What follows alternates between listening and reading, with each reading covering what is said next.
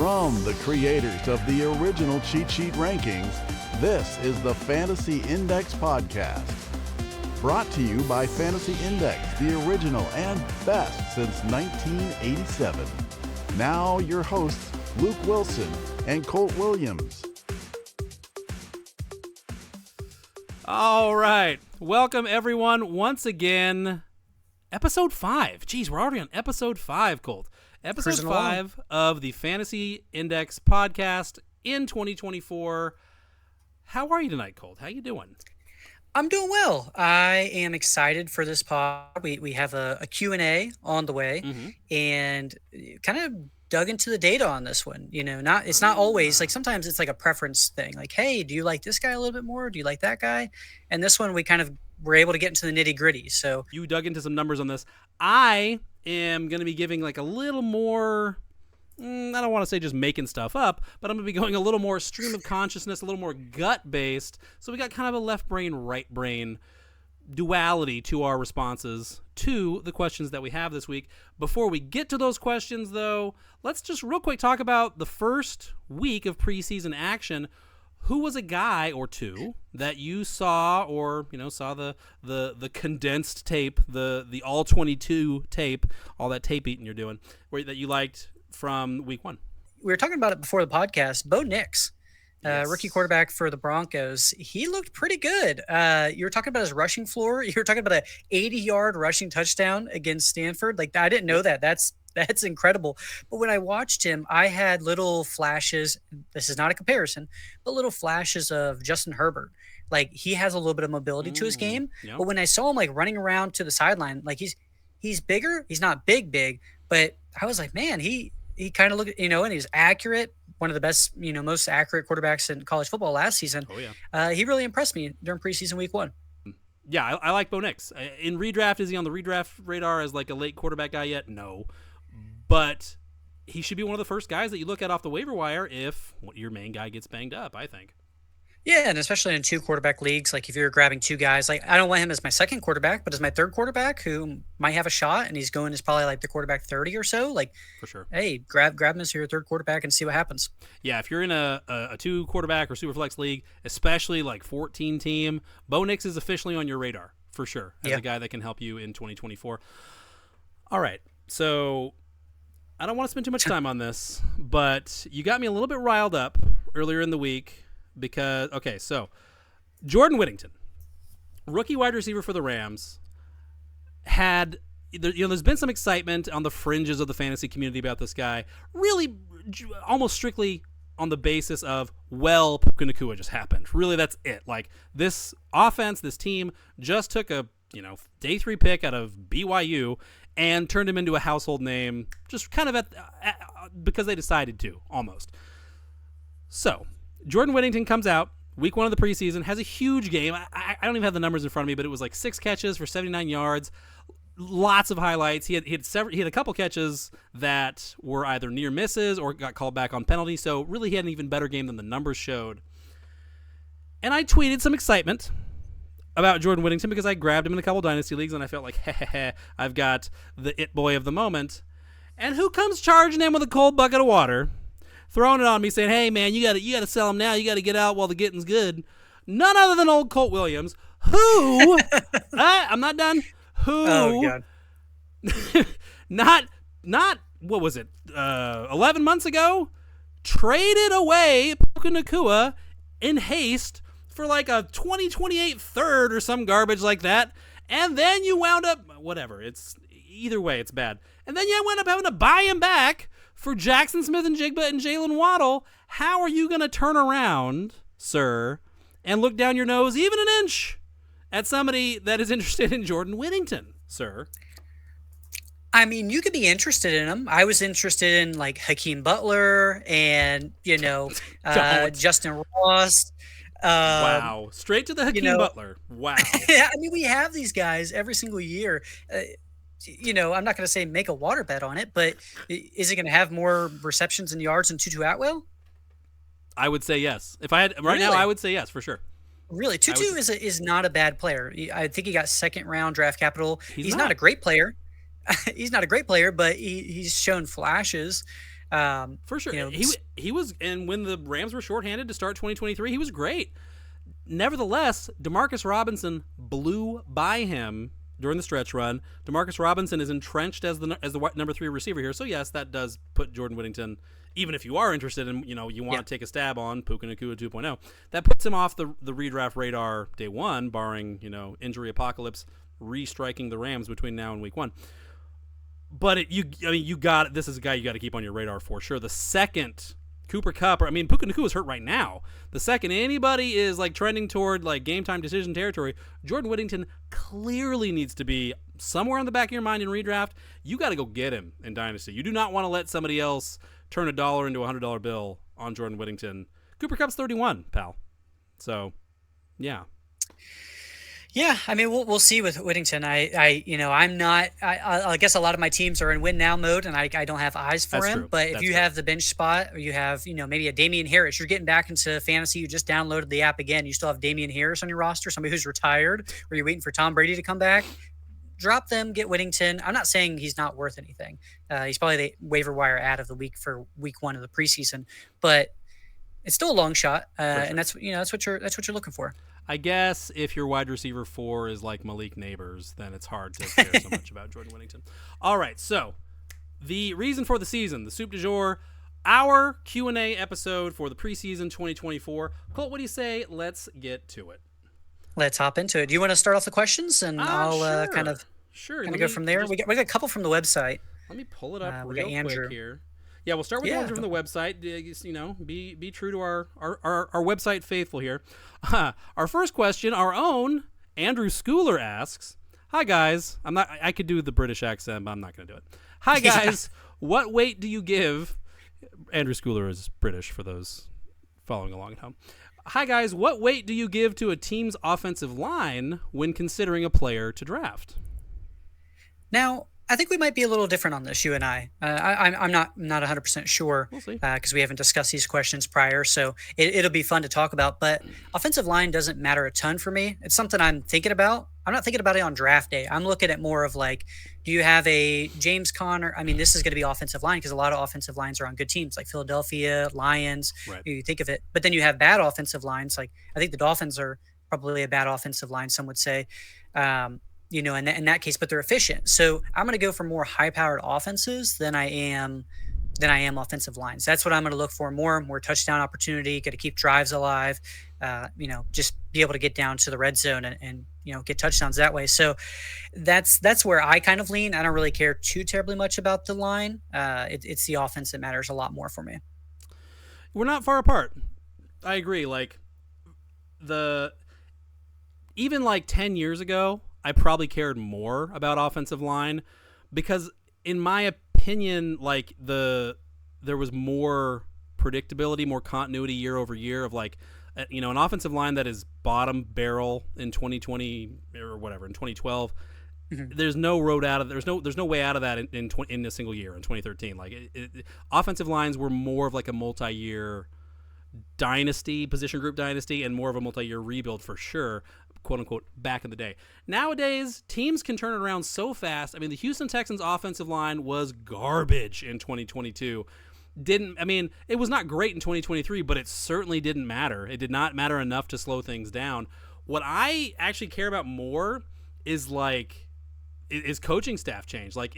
If for example, the offensive line coach that Josh McDaniels took with him to Las Vegas when he got that job, Josh McDaniels was a terrible head coach, but he took a really good offensive line coach with him from New England, whose name escapes me. I want to say Dante Scaramaccio or something like that. But anyway, he did a bang-up job with that Raiders unit in 2022, and then a pretty good job again with it in 2023. Now he's in New York. He's now the offensive line coach for the Giants. So that alone kind of bumps them up in my mind because he just took a bad unit and turned it around. So, with elite offensive lines, they kind of already naturally dovetail, like you said, with elite offenses, period. So, it's kind of baked into the price on your Tyreek, or well, not your Tyreek Hills. The Dolphins line is not so good. But yeah, certainly like your Saquon Barkley's, your AJ Browns, your Jahmyr Gibbs. If it's a bottom tier offensive line, Seattle, New Orleans, like those, like where it's like this could be the worst unit in the league, then it starts to creep into my mind. Only if we're talking about a legitimate candidate to be like a bottom 3 or 4 unit in the league for me is does that really start to make me go, I don't know. Yeah, and even when you say like New Orleans, for example, very bad offensive line, but does that mean more, receptions for Kamara? Like, what was it? Right. 13 receptions in his first game back for like 35 yards or something. Like, you could very well have that situation as well because we're going to have to get that ball out quick. So it's not really chicken or egg, but it's go with the higher powered offenses because you want more touchdown opportunity. A touchdown is equivalent to 60 yards. Thank you for that question, Mr. Schooler, boss man. Thank you. All right, moving on to Shaun Hawkins. Shaun Hawkins, sorry, Shaun, asks, do you like TD plus threshold bonus scoring system? And Colt, you can kind of give listeners a primer on what we suspect that means. Do you like TD plus threshold bonus scoring system, and why or why not? Our longtime league is considering a scoring system change, and we want outside perspective. Well, we're here to give that to you, Shaun. Thanks for the question again. So if I'm understanding you correctly, threshold bonus scoring, I assume that means like rushing, like you hit 100 yards rushing, you get an extra X amount of points, whether it's 3, 4, 5, whatever. Same thing with the 100-yard receiving game, 300-yard passing, 400-yard passing, different thresholds. I think there's even some leagues that have like if you have a 200-yard rushing game, you get even more bonus points. And one, I'm not a big fan of it. I'm not a big fan of those because I like to be able to calculate my points super easily. I can look at their stat line. Right. I don't have to go back and think like, okay, well, I did all the stats. How do they have these extra 5 points? Oh, I forgot he had a 100-yard game, so he's getting this. I like to keep it simple, stupid, kind of the KISS method with it. But also it kind of makes me think like the scene from Rocky IV, Ivan Drago versus Apollo Creed. It's like you're already losing. The person had like a 200-yard game and they're getting an extra bonus on top of that. It's like, throw in the damn towel, please. Like, it's just overkill. You've already won the week. Imagine you play against CeeDee Lamb when he had like a 200-yard game or Amari Cooper. Like, he's already won you the week. There's absolutely no points to go over the top with it. So that's kind of my opinion of it. Maybe it's old fashioned, but I just like to keep it super simple. Over the Top, another Sylvester Stallone movie, but probably before your time. Arm wrestling, competitive arm wrestling was the theme of that movie. Yeah, little movie trivia for you folks. I'm with you. I'm not going to say I dislike it because I've played in a lot of leagues, and I've played in a lot of. I've had some real kooks think that they've got the coolest scoring system idea ever.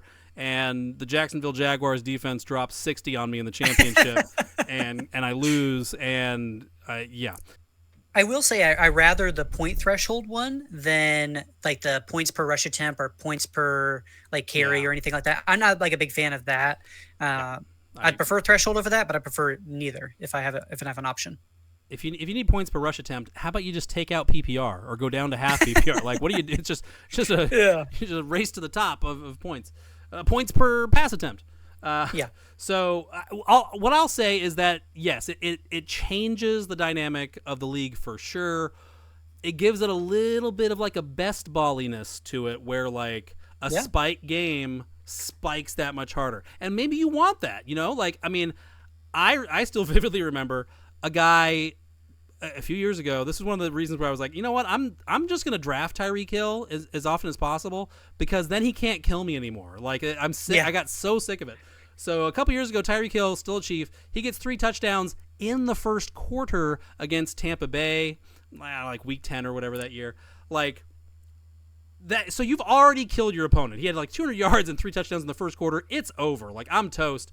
Should that performance get like basically like a special shout out, like additional fantasy accreditation by saying, oh, if your receiver gets 200 yards receiving, that's an extra 10 points. Like, come on, like you said, you got him already. You got him. You got him. He's dead. He's dead. So I mean, but maybe you want that. I mean, it's just it's a question of like the crazy, like Chuba Hubbard comes out and has 32 rush attempts, and like I still am in a couple leagues where 30 rush attempts, that gets you 2 points out of your running back.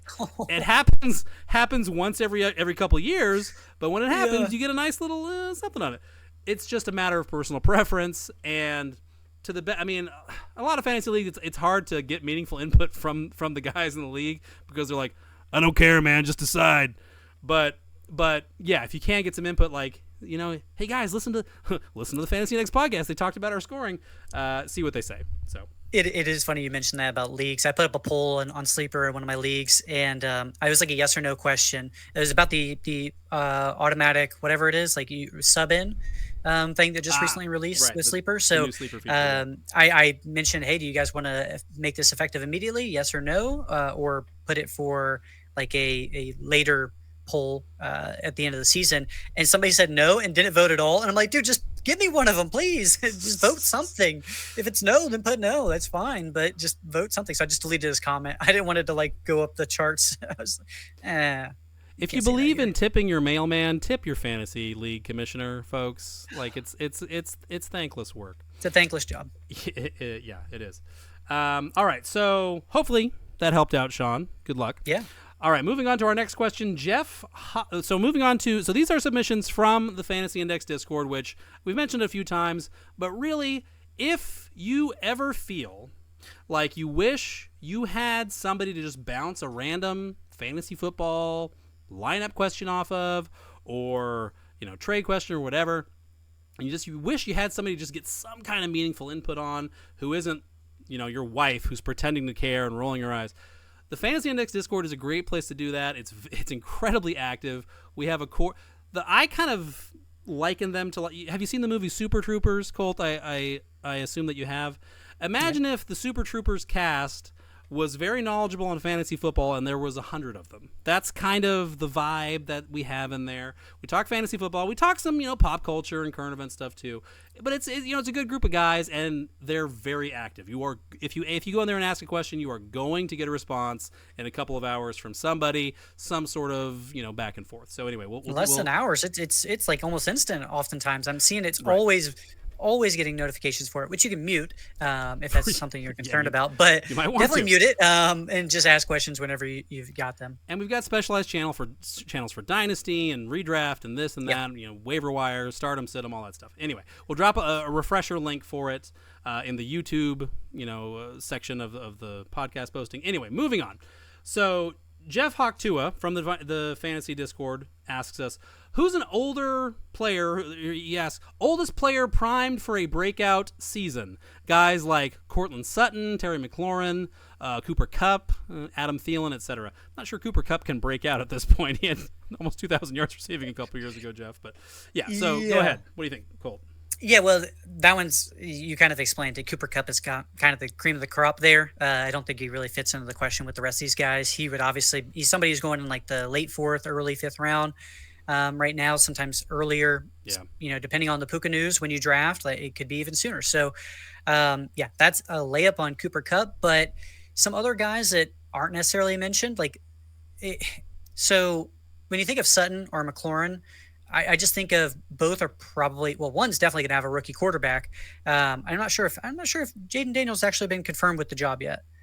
I think he'll beat out Sam Hartman. I have a feeling. Yeah. So it's just weird coach things where they haven't said it yet. And then it's like 5 days after the draft, Caleb Williams was announced, and they're like, "Oh, it's a big deal. He's got to earn it." Yeah, earn it. I hate that, by the way. But rookie quarterbacks in general, they just don't support. And I'll go into more of that in another question we have here. But rookie quarterbacks, it's rare that they support a wide receiver one or looking for a breakout season. You've seen it last year, right? With CJ Stroud and Nico Collins. CJ Stroud had the 3rd most passing yards of all time for a rookie quarterback. Like, right. You can't really project that to happen. So that kind of moves Sutton off my list, kind of moves McLaurin. Not that they're just, I don't see a breakout for them with a rookie quarterback. It would be very far-fetched to kind of project that when the stats are against them. It's rare that happens. But there are some other older names that I've got. You mentioned Adam Thielen there. He was all right for half the season, and that now they just added Deontay Johnson, Xavier Legette, Mingo's getting a ton of hype. Like Terrence Marshall Jr., I mean, he's nothing, but we can still be hopeful.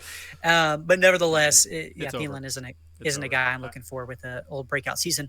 But there are some older guys I do have here. I'll run through them just real quick. Amari Cooper, is somebody who I like. He was on pace for 1,600 yards and 7 touchdowns. If you could prorate his 5-game stretch that he had with Deshaun Watson, say what you will about Deshaun Watson, but he was getting Cooper the ball. Calvin Ridley, I think both these guys are 29 or 30. Calvin Ridley, yeah, he's 29, but I've got some, if you've got conviction on him and D-Hop is hurt, he could be the number 1 on the team. Yep. You got question marks at quarterback. I know you like Will Levis. I haven't seen enough to have any conviction on either side, one way or the other, but Calvin Ridley could be the number 1 there. Brandon Cooks, he turns 31 next month, and the Cowboys are missing CeeDee Lamb right now. Currently, he is not signed, so, this is, what is this, August 13th. He may be signed by the time you listen to this, but Brandon Cooks could be somebody that, he's a wide receiver 15 from weeks 8 to 18, so that's something to kind of keep in mind. Mike Williams, you want a big body guy. He could be the wide receiver 2 for the Jets. He just had his 30th birthday, kind of an older guy. Still recovering. I think it was ACL, but could be the number 2 option next to Garrett Wilson and Aaron Rodgers. So those are some guys that I really like that could break out. Yep. Again, predicting a breakout is kind of difficult to do. Sure. Cortland Sutton I like. I don't know why Courtland Sutton's 2023 is like just kind of getting waved off as like, it doesn't mean anything. 10 touchdowns. He got 10 touchdowns. Sutton is the unquestioned wide receiver 1 here. You can get him in like the 9th, the 10th round of drafts. Like that, that's just obvious to me. DeAndre Hopkins. I like Hopkins. I especially like him if he slides all the way out of the top 100. He had like a 28% target share in Tennessee last year. I know over 1,000 yards too. Right, and whatever. At that kind of target share, you better have 1,000 yards. But the Titans' offense has to be better. The offensive line has to be better. Levis has to be better. The whole scheme, everything has to be better. Yes, Ridley's there. I think the things that have gone in favor of Hopkins in the last 6 months far outweigh the negatives of Ridley arriving. So I like Hopkins a lot. Brandon Cooks. I put an article up on the website a couple months ago on Cooks saying, this guy's just kind of hiding in plain sight as a guy that could give you 900 yards and 8 touchdowns. And he's going in like the 12th, the 13th round. Like, that's easy. Wide receiver 15 for half the season. Like, I know a lot of it was touchdowns, but you'll take wide receiver 15 when he's being drafted as like the wide receiver 50. Easy money. Easy. People assume like, he's old, he's washed up. Considering, this is a guy that's going on year 11, he's not that old. Like, he's Thielen has way less experience, and he's a good bit older. So yeah, there you go, Jeff. Our own Blackout Ben asks, what order do you guys have Chris Olave, Drake London, and Devontae Adams in your personal rankings? So we'll start with that. He has one more question after that, unrelated. So out of the 3, was it Chris Olave? What Drake order London, are you taking them Adams? in the abstract? Who do you feel the best about?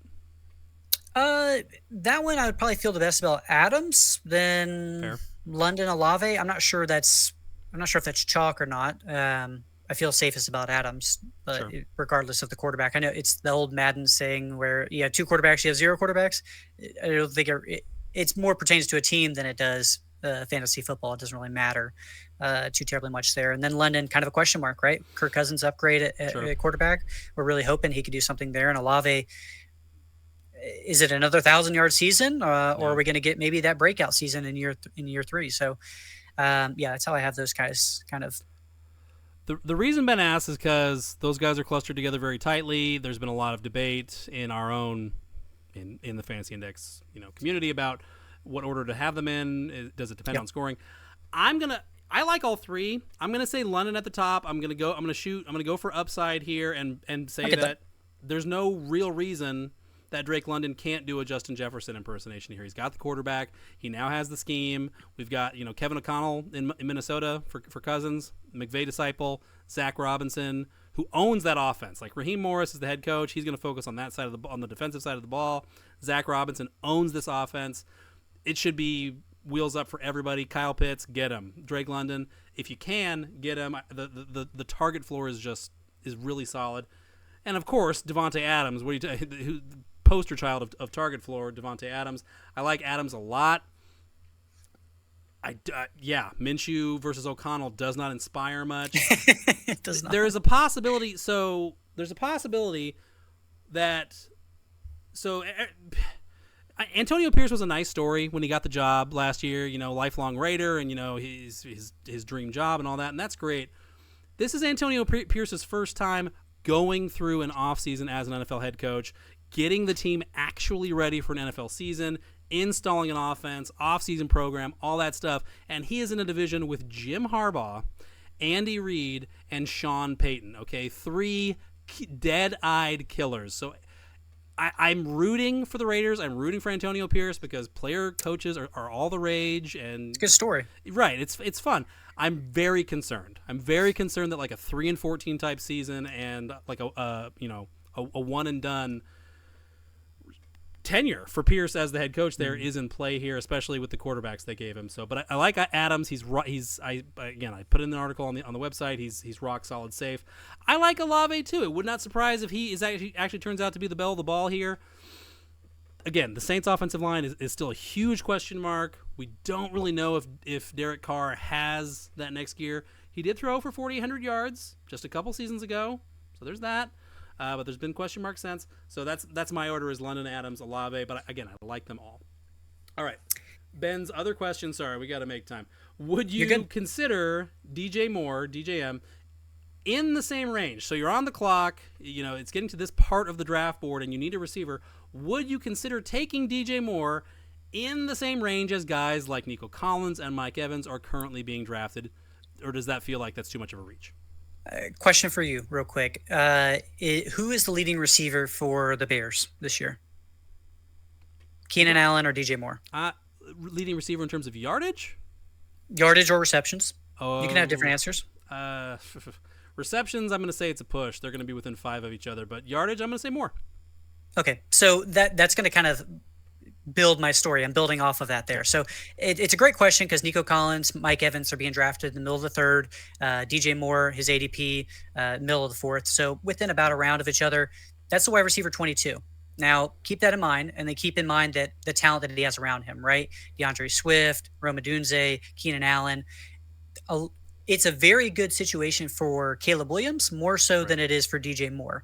And this is where I kind of went into the data just a little bit. I looked at previous quarterbacks who were drafted 101 and how their leading receiver did. So I went back all the way to 2010.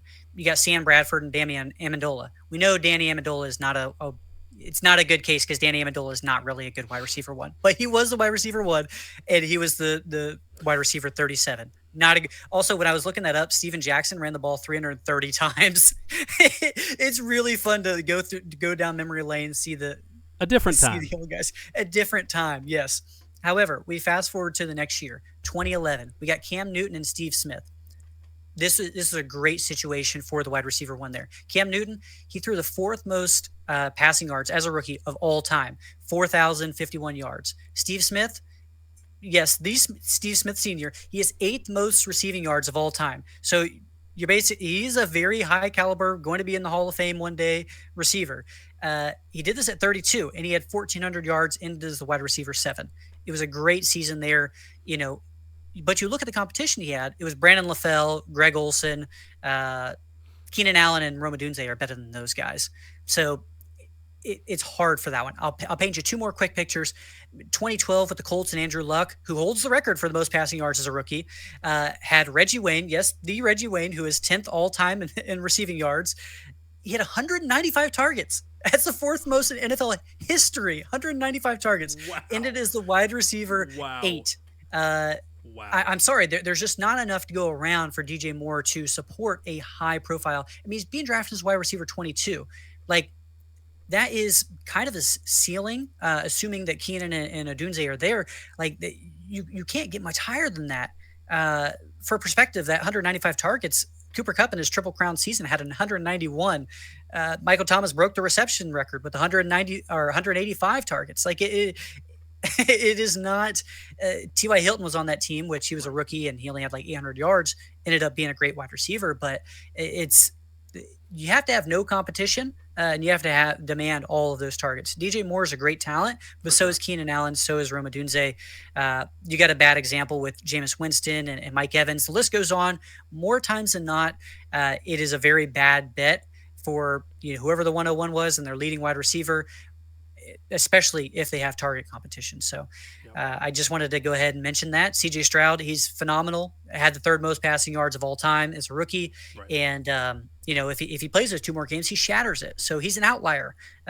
So yeah, it's not something I'm banking on with DJ Moore. I think his upside is certainly capped. And that's really what it comes down to. That's the problem, is like the reason Nico's going where he's going is that, yes, even though he has major target competition in Stephon Diggs and Tank Dell, CJ Stroud has shown that he might be able to power Nico Collins to 1,300, 1,400 yards anyway, just on the back of a deluge of splash plays. We have reason to believe the Texans can do that, and in fact, the reason that they went and got Diggs is because they intend to do exactly that. So CJ Stroud, the Texans, they've kind of already shown us that we believe in. If you believe in Caleb Williams, the talent, great. Do you believe in the scheme with Shane Waldron coming over from the Seahawks as the offensive coordinator here? The Seahawks are, under Waldron, were a lower tempo offense. They did not run a lot of plays. What it comes down to is, do you believe that Caleb Williams in this offense, which has, it's got the talent, obviously, is going to come out and blow the league away like the Texans did last year? That's what you're really asking, because that's there's real torpedoes in the water. Keenan Allen, Rome Odunze's training camp highlights are unbelievable. It's a big leap of faith, an even bigger leap of faith than Nico Collins is. So that's where I'm like, I don't think I can get there. I love DJ Moore. Don't get me wrong. He is amazing. I projected him for 1,500 yards last season. He was on pace for that with Justin Fields, but he was your boy. He had no one else there. Right. Mike Evans, I might go Moore over Evans just because Moore is very good and Father Time is undefeated, and Dave Canales is gone. The Seahawks, once Dave Canales left, took a big step back in 2023 under Shane Waldron, who is now Caleb Williams' offensive coordinator. And I don't believe in Baker Mayfield as much as a lot of people do now. I know everyone loves the redemption story. I just don't know that I believe in Mike Evans is getting up there. And a big guy who relies on jump ball athleticism, aging well, is not a sure thing. So I would consider him over Evans, but Nico, it doesn't make sense. All right, moving on to our next question. Hanny, another Discord faithful. Hanny asks, and it's a little bit of a setup here, but it's an auction question. We get a little variety here. I'm in a 12-team half PPR auction league with a starting budget of $200. After going back and forth in my mind and also receiving some advice from the armchair experts over at the Fantasy Index Discord, that's our top-level advice givers in the Discord, I've decided that my first keeper will indeed be Drake London, kept at $26, which they talked a little bit about it in the Discord I saw, and they're like, oh, London will go for $35 at least in that budget. So good value. Now here's my dilemma. I'm not sure who to keep for my second keeper. Choices are either Tank Dell at $10 or CJ Stroud at $10. Given how deep the QB position is this year, I am now siding with Tank Dell. What are your thoughts? So he mentioned the scoring format, half PPR. He didn't mention if it was 2 quarterback or not. It's one. It is one. I'm assuming it's 1 quarterback because CJ Stroud would go for like $40, $50. Yeah. So I just had to specify that. Yeah, being that it is 1 quarterback, I'm going to lean Tank Dell. It's just he's probably, I'd imagine Nico and Stephon Diggs are probably going for $20-ish, $22. Yeah. You're not really saving a ton of money, but I would get I'll get the Jared Goff for $1 or Jaden Daniels for $2 later in the draft, especially 1 quarterback. There's plenty of other ones you can go. You'd be saving yourself $8, which is huge in auction, which I'm a big fan of auction. Been doing auction for a long time. I love auction. So Tank Dell. You spent $10 on CJ Stroud as a rookie, Hanny? What the heck? We need a little more background there. Were you drinking? He had conviction, Hanny. I guess he went to Ohio State. He must have. This is a jump ball. I almost want to say it comes down to like you got to know the guys, you got to know the group, and like are they big spenders at quarterback, or do they like to chance it on the dollar, 2 Tagovailoas and stuff like that? That's a great question. Like, if you could throw CJ Stroud back into the pool, people are going to spend more money there, which is going to give you an opportunity to spend money elsewhere. So I like that too. I'm going to say Stroud just because, with the quarterback position in 1 quarterback leagues, if you're gonna prioritize the position, you want Josh Allen or Jalen Hurts. Like you want a guy who can be a top 2 or 3 producer. CJ Stroud could. I mean, he could. Like, he could come out and on the basis of his passing yardage and touchdowns alone, power his way into the top 3. It is possible. He's got the weapons. You might not think it can happen, but you can't argue that it couldn't happen. So I will say that Stroud is worth the money, whereas Dell, what's the wide receiver equivalent of a top 3 quarterback finish? Top 8, top 10? I don't think Dell can get there. Like, barring Diggs and or Nico Collins missing significant time, I just don't think he can get there. He's a great player. He's a great young player for sure. I don't see it. I don't see it as a possibility for him. So that's where I want. But there's absolutely no. If you think you can get better value, I mean, Caleb Williams for a couple bucks or Jaden Daniels for a couple bucks, hey, that's got plenty of appeal too. So that's just where I wind up with it. So yeah, all right. So moving on to our next question, we're coming down the back stretch here. Sweet Lou, one of our main guys in the Fantasy Index Discord, shout out Lou. Sweet Lou asks, wide receiver 2 fight. They're fighting now. Higgins versus Pickens. Higgins versus Pickens. They are closely connected in ADP. How do you view these wide receivers, and who stands victorious at the end of the fantasy season? I like the vocabulary on this one. What do you think, Colt? T. Higgins versus George Pickens? Yeah, I love the phrasing of this question. So good one there, Sweet Lou. Pickens, it's Pickens for me. And they're both big body receivers.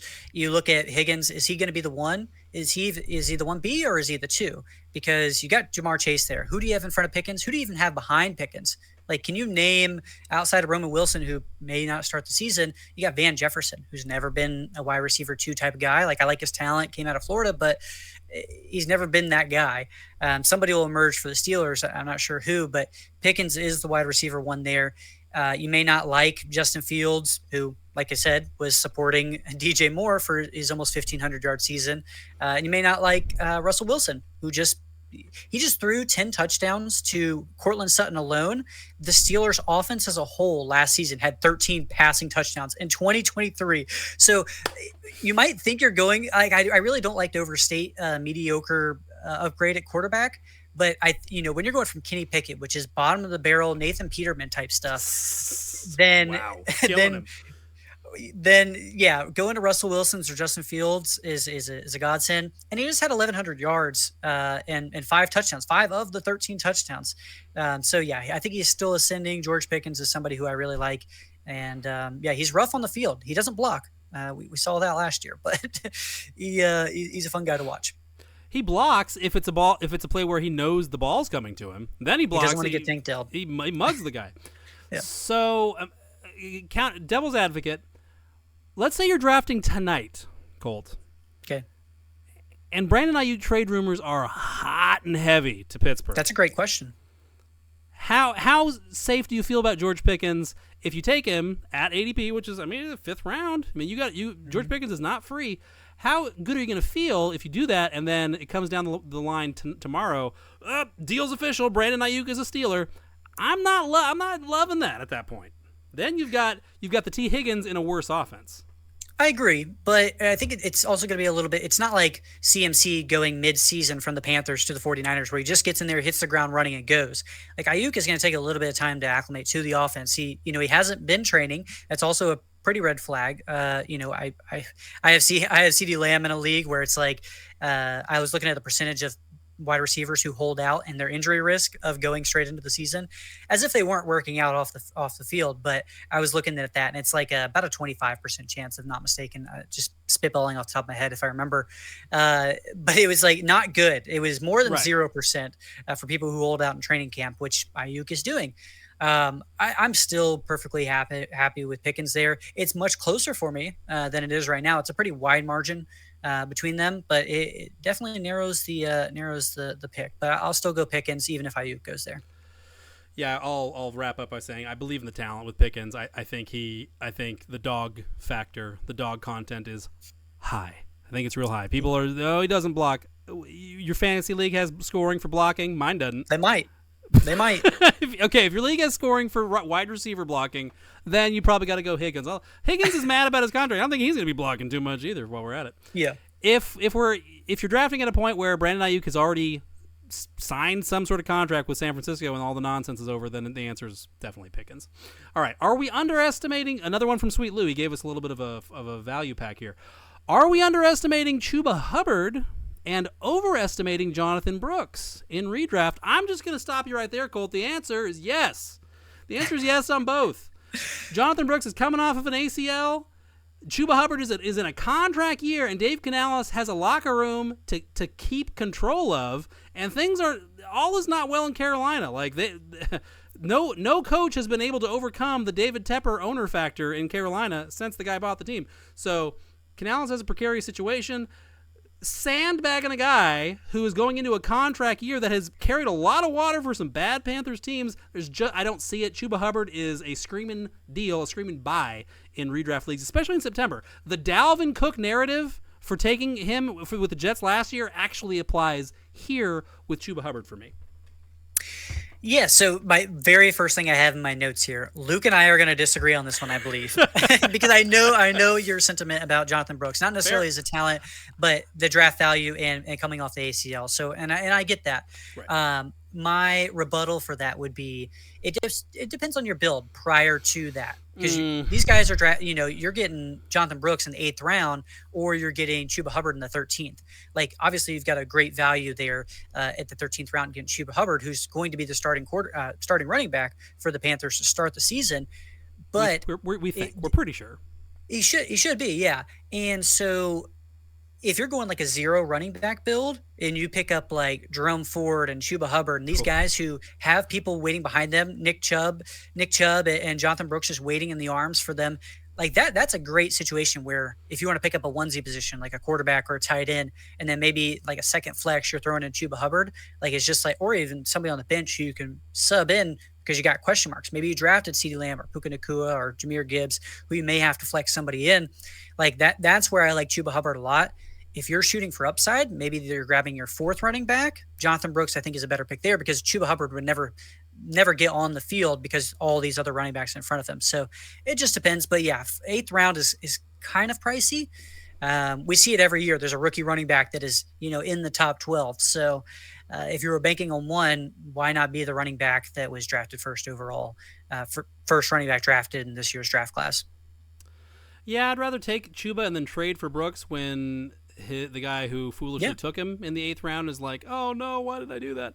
Then swoop in like a predator and get the Isaiah Pacheco for 2024 because Brooks is the better player. I'll concede that. Chuba Hubbard was a dog at Oklahoma State, but he's got some plotter in him. I'm not going to argue that. But plotters can eat 25 carries, and Rachaad White was lovely for Dave Canales last year. So I love the value proposition on Chuba, but there's an argument to be made, for talent, of course. All right, so a couple more from Sweet Lou. Sweet Lou asks, middle of the draft, wide receiver woes. How do you guys rank guys like Christian Kirk, Terry McLaurin, Calvin Ridley, Keenan Allen, Deontay Johnson, Chris Godwin, those icky wide receiver 2s, but okay, wide receiver 3s. Spit out some rankings for those guys, Colt, and give a little reason as to why. Yeah, he mentions that it's a draft day headache, for sure. For us too. I totally get that. I will say that Jaden Reed and Rashee Rice are going in that round, within those rounds right there. I like both those players better than almost all of them there. So I know we're both big on Rice. So Rice would be my pick, assuming that you go that option. But out of the other guys, I'm looking at somebody who is on maybe a high scoring offense or not just like a bottom scoring offense. Maybe doesn't have a rookie quarterback. We've already mentioned the data on that. So I would kind of rank these guys. Calvin Ridley, I think he has one of the highest ceilings. We saw him last year, looked good, maybe the number 1 on his team. D-Hop, I like him as a value as well. May be banged up the first few games of the season. So, that's there. Christian Kirk, I dug into him a little bit more. His pace was almost 1,200 yards and 5 touchdowns had he played the whole season. He actually looked pretty good. He might be the wide receiver 1 for the team, depending on what you think about, Brian Thomas Jr. Terry McLaurin, I like him. He's coming off 4 1,000-yard seasons. He's a great pick. Chris Godwin, also another just solid pick. Decent middle of the pack offense, middle of the pack on pass attempts per game. So it just depends. Keenan Allen, kind of already talked about him a little bit, and DJ Moore, and then Deontay Johnson. That's how I would have the order. Deontay Johnson, I feel like I really like him as a talent, but I feel like a lot of people are holding on to that Big Ben season, the 2021, where he couldn't throw it past the line of scrimmage. Like that was his one good season. I know he's been banged up. He's not a big guy, but people are holding on to that a lot. And there is legit competition, I think, in on the Panthers staff. And then Bryce Young, do you think he's good? If no, then don't draft Deontay Johnson. Yeah, just real quick, I'm going to go Christian Kirk 1. I think I like that. The Jags are signaling, like a couple other teams are, the Jags are signaling to us with the addition of Brian Thomas Jr., the signing of Gabe Davis, they want to push the ball vertical. And Gabe Davis and Thomas give them the ability to do that. That frees Christian Kirk up to be a little more of a super slot type of guy. So, and I think he's still the number one in this offense. I'm open to the idea that Gabe Davis can take a step forward here. Buffalo typecast him. They pigeonholed him as, this is what you do for us, that's it. The Jags gave him some serious money. They gave him 3 years, $39 million. So clearly they think, well, maybe this guy can do something else. So, Davis could surprise us and flirt with 100 targets. But I think Kirk is the number one here. He's been good. He's been good nonstop in Jacksonville. He was absolutely the number one over Calvin Ridley there last year. He was the better player, and then he gets hurt late in the season, and that kind of left his owners with a little bit of a sour taste. But I think I would go Kirk here. I think the Jags' offense is going to be better. It's going to be a little more punchy. Obviously, Trevor Lawrence burned some people, let some people down last year. The offensive line was terrible, guys. The Jags' offensive line was maybe the worst in the league outside of New Orleans down the stretch. Just fell apart. Trevor Lawrence got the heck beat out of him as a result. So I like Kirk to have a sneaky good season here. Number two, this is a real grab bag. I'm going to go with Deontay Johnson. He might not be that good, okay? But we've got to. So you believe in Young? That's the question, right? And I don't know that I do. But even if Young does not have a good season, and the Panthers going into 2025 are like, oh boy, do we need to be looking at rookie quarterbacks in this class?